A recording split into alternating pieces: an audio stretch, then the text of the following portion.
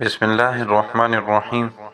اشفاق احمد اکثر کہا کرتے تھے کہ آدمی عورت سے محبت کرتا ہے جبکہ عورت اپنی اولاد سے محبت کرتی ہے۔ اس بات کی مکمل سمجھ مجھے اس رات آئی۔ یہ گزشتہ صدی کی آخری سال کی موسم بہار کی ایک رات تھی۔ میری شادی ہوئے تقریباً 2 سال ہو گئے تھے اور بڑا بیٹا قریب 1 برس کا رہا ہوگا۔ اس رات کمرے میں 3 لوگ تھے، میں، میرا بیٹا اور اس کی والدہ۔ 3 میں سے 2 لوگوں کو وہ بخار تھا، مجھے کوئی 104 درجہ اور میرے بیٹے کو 101 درجہ، اگرچہ میری حالت میرے بیٹے سے کہیں زیادہ خراب تھی۔ تاہم میں نے یہ محسوس کیا کہ جیسے کمرے میں صرف 2 ہی لوگ ہیں، میرا بیٹا اور اس کی والدہ۔ بری طرح نظر انداز کیے جانے کے احساس میں میرے خیالات کو زیر و زبر تو بہت کیا، لیکن ادراک کے گھوڑے دوڑانے پر اقدام یہی کھلا کہ عورت نام ہے اس ہستی کا۔ جب اس کو ممتا دید کر دی جاتی ہے تو اس کو پھر اپنی اولاد کے سوا کچھ دکھائی نہیں دیتا، حتیٰ کہ اپنا شوہر بھی، اور خاص طور پر جب اس کی اولاد کسی مشکل میں ہو تو اس نتیجے کے ساتھ ہی ایک نتیجہ اور بھی نکلا، یہ کہ اگر میرے بیٹے کے درد کا درمان اس کی والدہ کی آغوش ہے تو یقیناً میرا علاج میری ماں کی آغوش ہوگی۔ اسی خیال کا آنا تھا کہ میں نے بستر سے اٹھا اور ماں جی کے کمرے کی طرف چل پڑا۔ رات کے 2 بجے تھے، پر جوں ہی میں نے ان کے کمرے کا دروازہ کھولا تو فوراً اٹھ کر بیٹھ گئی، جیسے میرا ہی انتظار کر رہی ہو۔ پھر کیا تھا، بالکل 1 سال کے بچے کی طرح گود میں لے لیا اور توجہ اور محبت کی اتنی ہیوی ڈوز سے میری آغوش تراپی کی کہ میں صبح تک بالکل بھلا چنگا ہو گیا۔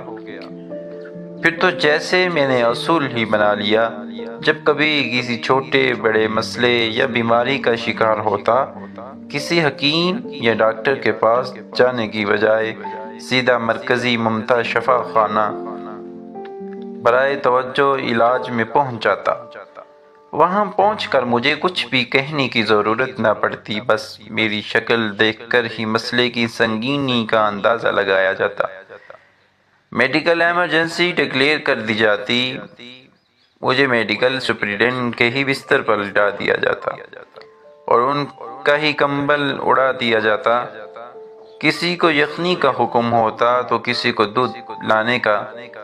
خاندانی معالج کی ہنگامی طلبی ہوتی، الغرض توجہ اور محبت کی ایسی ہیوی ڈوز سے آغوش تراپی ہوتی، اور میں بیماری کی نوعیت کے حساب سے کبھی چند گھنٹوں اور کبھی چند پہروں میں روبہ صحت ہو کر ڈسچارج کر دیا جاتا۔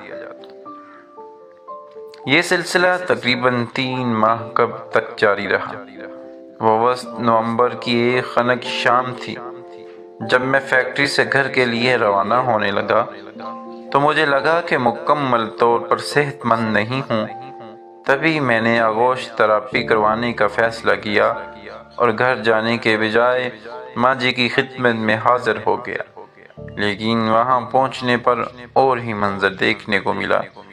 ماں جی کی اپنی حالت خراب تھی، پچھلے کئی روز سے چل رہے پھیپھڑوں کے عارضے کے باعث بخار اور درد کا دور چل رہا تھا۔ میں خود کو بھول کر ان کی تیمارداری میں لگ گیا، مختلف ادویات دیں، خوراک کے معروف ٹوٹکے آزمائے۔ کوئی 2 گھنٹے کے وقت کے بعد ان کی طبیعت سنبھلی اور وہ سو گئی۔ میں اٹھ کر گھر چلا آیا۔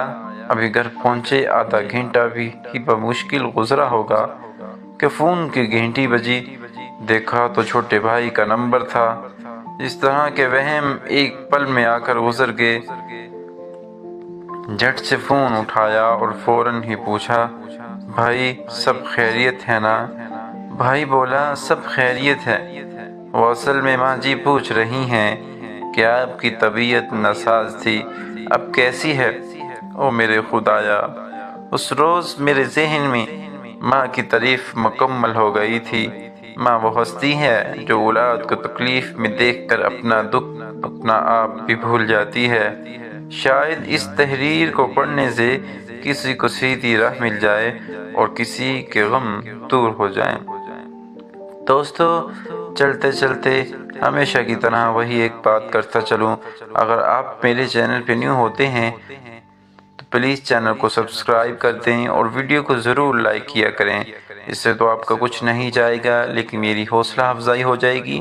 ایسے تحریریں، واقعات، سبق آموز، دلچسپ معلوماتی کہانیاں جسے ہمیں بہت سبق حاصل ہوتا ہے اور ہماری زندگی بدل دینے والی تحریریں میرے چینل پہ آپ کو سننے کو ملتی رہتی ہیں۔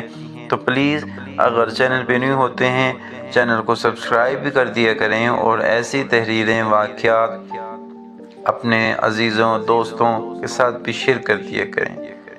اس سے تو آپ کا کچھ نہیں جائے گا لیکن ہزاروں لوگوں کے لیے یہ سبق آموز ثابت ہوں گی اور آپ صدقہ جاریہ بن جائیں گے۔ تب تک کے لیے اجازت دیں، اپنا بہت سارا خیال رکھیے گا، مجھے دعاؤں میں یاد رکھیے گا۔